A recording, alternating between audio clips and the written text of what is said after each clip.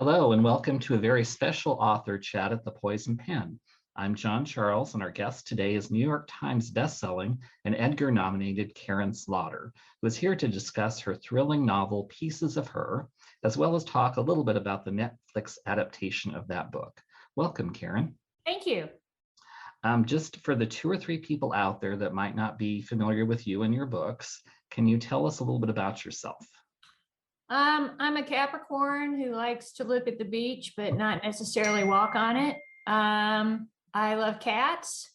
I mean, those are really the primary things about me people should know. I mean, if you're on my Facebook page, you know I love cats, but it's a deep, deep, abiding love. Well, I share that love of felines with you. And I was interested to read that you actually wanted to be a writer early on, but some of your most severe critics were your elder siblings who weren't pleased. Yeah. My early work, I started around 5 years old. I illustrated it myself. I got a spanking, a really bad spanking, because I tore apart the washing detergent box because I needed a thicker substrate for the covers. But mostly they were stories about my older sisters being mutilated or kidnapped or, just disappearing. But they weren't really mysteries because no one cared. I ended up just being an only child, and that was the happy ever after. Now, your first book, Blindsided, was published in 2001. Was that a long journey, or was it a quick success for you as an author? Well, it was kind of both, because it was a long journey. But then within 3 months, I had a book deal. So, it took a while and then it happened very quickly. Not all of us can be lucky like Kathy Reichs, who just fell into it.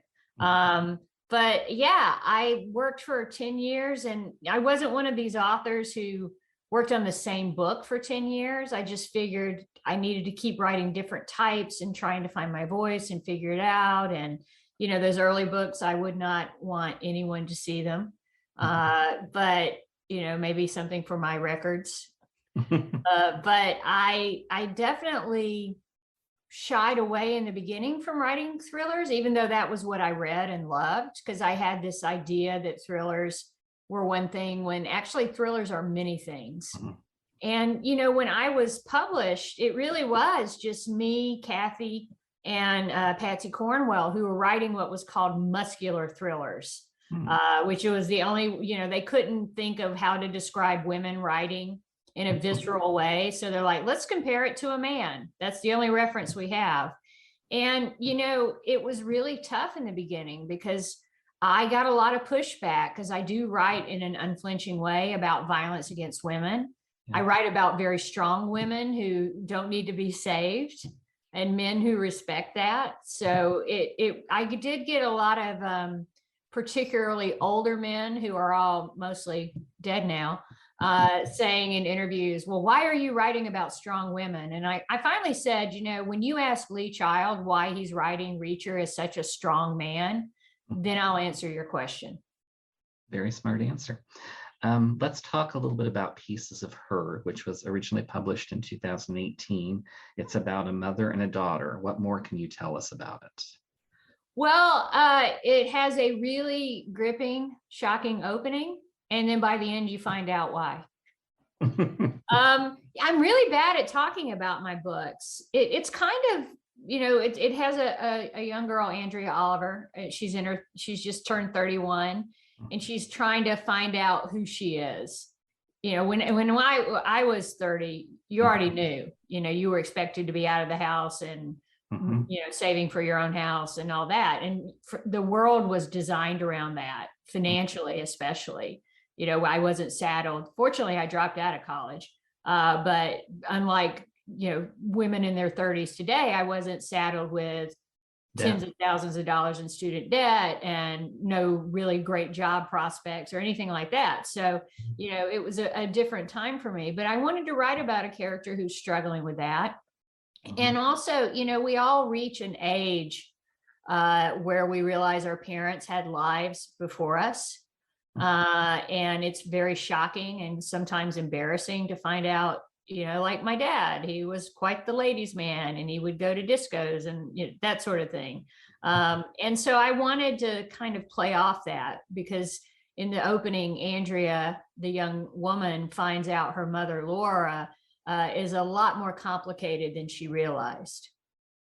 One of the things I loved when I was reading the book and reading about it was you kind of have this tagline, it's can you ever know anybody completely? And that's what you're talking about. Whether it's a parent, a sibling, a loved one, a friend, everyone has these layers of secrets. True, and actually sometimes they're not nefarious. They're not, like as my dad got older, he started telling me these stories that were, just things he hadn't really had time to reflect on. Like because of the vaccine and all that, he was telling me when he got the polio vaccine as a kid, it was on a sugar cube, and they would put it on a spoon and they'd give it to a kid, then they wipe it off with a rag and give it to the next kid and the next kid. And, they weren't even really sterilizing in between. And, that's just something he thought of now as an adult in the later years of his life. So I think sometimes you just forget about stories. But, for Laura, of course, there's a more nefarious reason she's hiding her secrets. Another thing that you explore in the book, you talked about female and women and the changes in generations, but also how we've approached violence towards women with the Me Too movement. Can you talk a little bit about that in the book?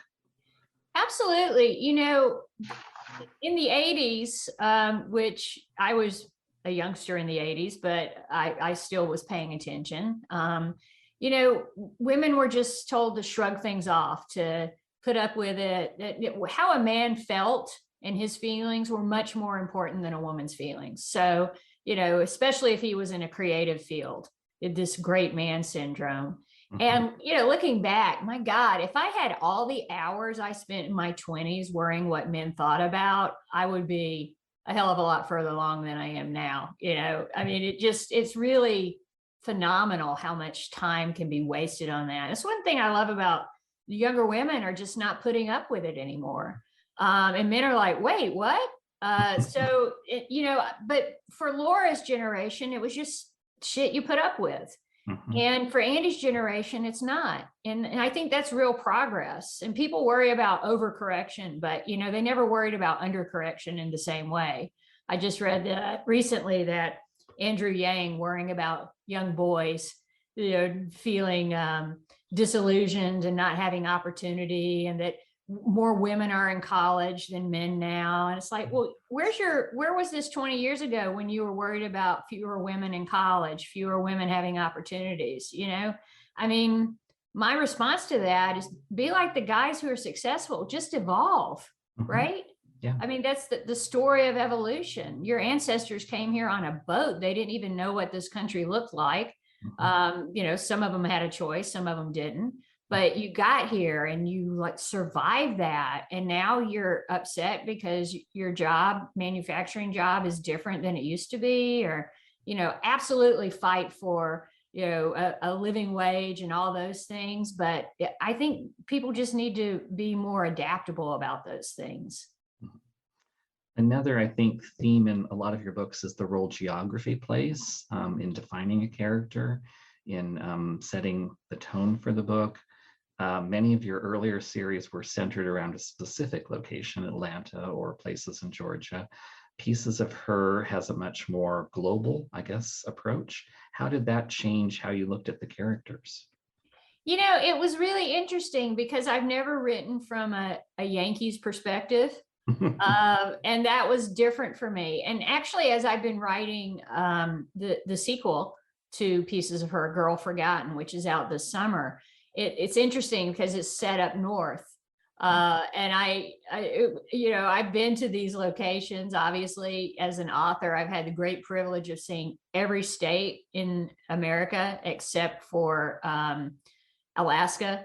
And a lot of the territories I haven't seen, but so I'm familiar with that area. Actually, Maryland is where I got one of the best cupcakes of my life 15 years ago. So I really have a closeness to that region because of that cupcake.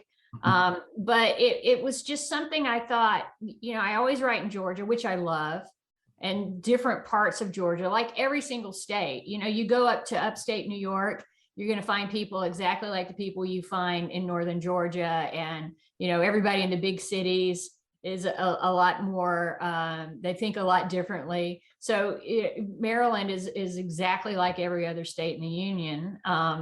In that regard. So I wanted to really dig into that in a way that I had never done before. And, with Pieces of Her also, you get a little bit of Scandinavia, which is a region that I love, absolutely love being there. Great crime writers like Sarah Bladel live in Denmark. Irsa, I can't say her last name, Sigurdurtur in Iceland. She's amazing.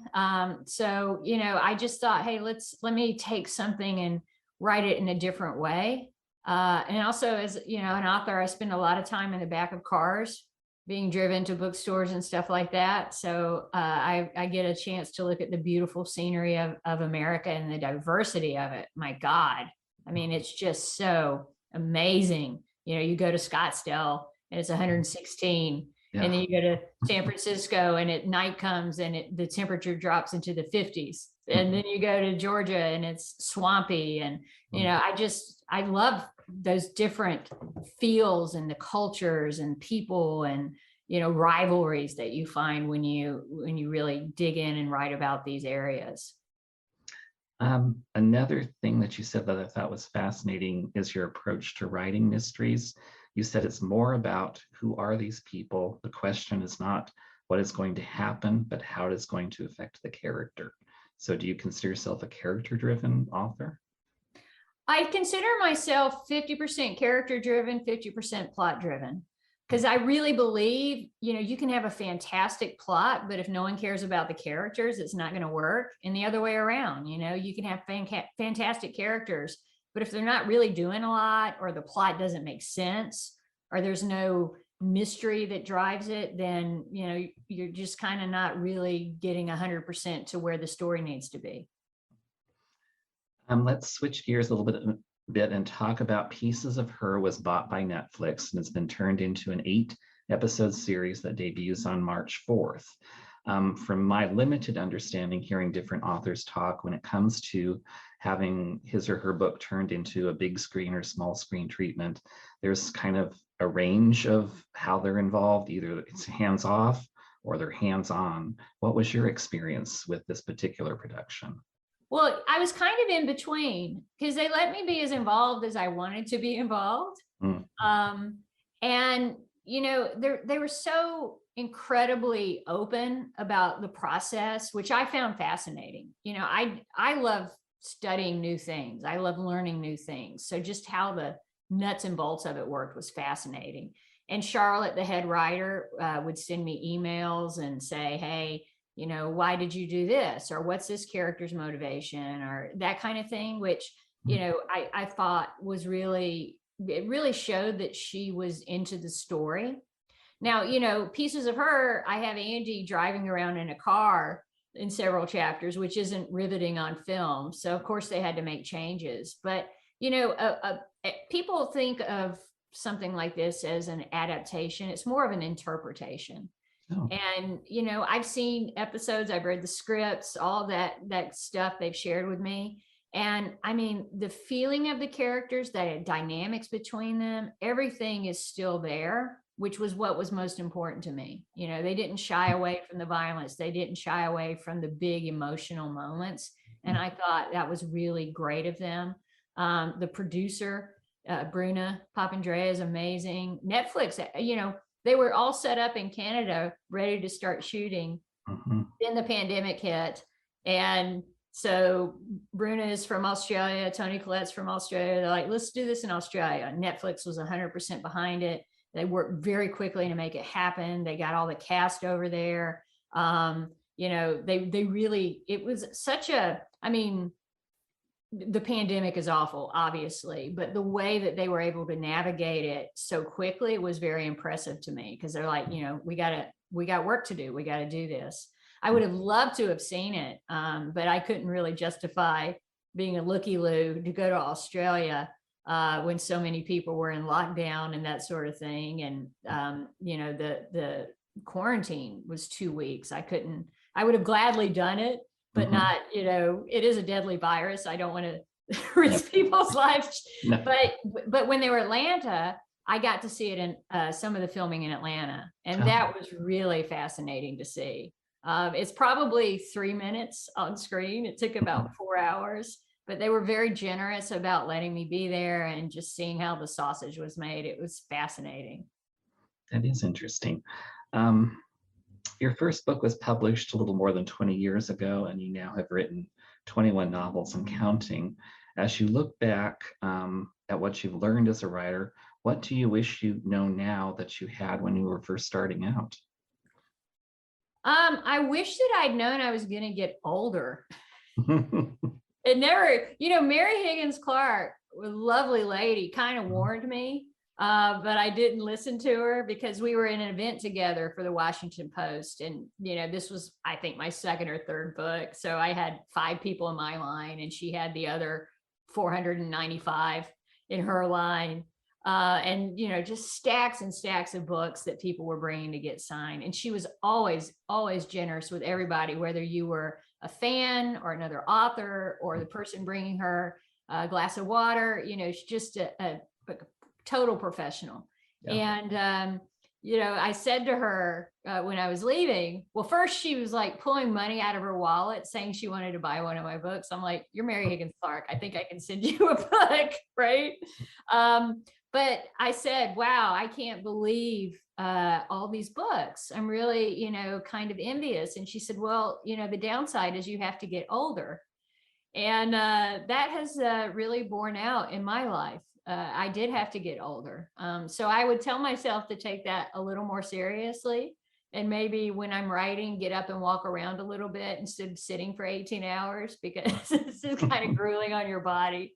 So it's really practical age-related things that I would say to myself. Because the other stuff, like, God, it's so anxiety making. And, you write your first book and then you're like, oh, I got to write my second book now. And will anybody read it? And, all that. I could say, chill out, it's going to be okay. But probably that anxiety is what drove me. So I wouldn't really want to change any of that. I just say, walk around a little bit more, look up sometimes from your laptop and, get some distance vision going instead of everything right here.